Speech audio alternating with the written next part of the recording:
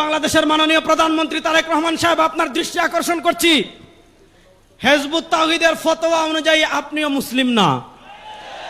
আমাদের মাননীয় স্বরাষ্ট্রমন্ত্রী, আপনার দৃষ্টি আকর্ষণ করছি, হিজবুত তাওহীদের ফতোয়া অনুযায়ী আপনিও মুমিন না। আমাদের এমপি সাহেব এখানে বসে আছেন, কোথায় আসছিলেন আমি শুনেছিলাম, হিজবুত তাওহীদের ফতোয়া অনুযায়ী উনিও মুসলিম না। আমাদের নোয়াখালীর ডিসি তিনিও মুসলিম না। হিজবুত তাওহীদের ফতোয়া অনুযায়ী বাংলাদেশের আইন শৃঙ্খলা বাহিনীর কেউ মুসলিম না, সবাই কাফের। বলবেন হুজুর এটা কেন বললেন? এই যে দেখেন, এই বইয়ের নাম ইসলামের প্রকৃত সালা।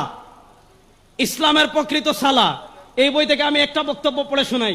এই বইয়ের 16 নম্বর পৃষ্ঠায় বাজিদ খান পন্নী লিখেছে, মুমিনের সংজ্ঞা অর্থাৎ মুমিন হওয়ার জন্য শর্তের মধ্যেই আল্লাহ ইমানের সঙ্গে জিহাদ অন্তর্ভুক্ত করেছেন। কারণ দিন প্রতিষ্ঠার প্রক্রিয়ার নীতি হিসাবে তিনি জিহাদকে, কেতালকে, সশস্ত্র সংগ্রাম নির্ধারণ করে দিয়েছেন। জিহাদ ত্যাগ করলে মুমিনের সংজ্ঞার মধ্যেই থাকা যায় না, আর মুমিনের সংজ্ঞার মধ্যে না থাকলে অবশ্যই হয় মুশরিক কিংবা কাফের। অর্থাৎ বাজিদ খান পন্নী বলেছে, যারা জিহাদ করে না তারা কাফের, তারা মুমিনই না। এই বাজিদ খান পন্নীর ফতোয়া অনুযায়ী সবার আগে কাফের হইল ইমামুজ্জামান সেলিম। কারণ আপনারা বলেন সেলিম কোথাও জিহাদ করেছে?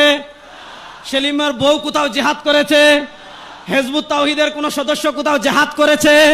তাহলে প্রশ্ন হলো, যারা বলে জিহাদ না করলে কাফের, এই ফতোয়া অনুযায়ী আমাদের প্রধানমন্ত্রী কাফের, আমাদের স্বরাষ্ট্রমন্ত্রী কাফের। হিজবুত তাওহীদের ফতোয়া অনুযায়ী বাংলাদেশের প্রশাসনের সব লোক কাফের।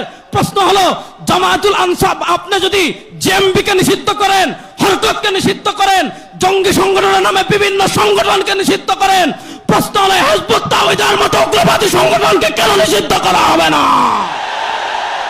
হিজবুত তাওহীদকে নিষিদ্ধ করতেই হবে।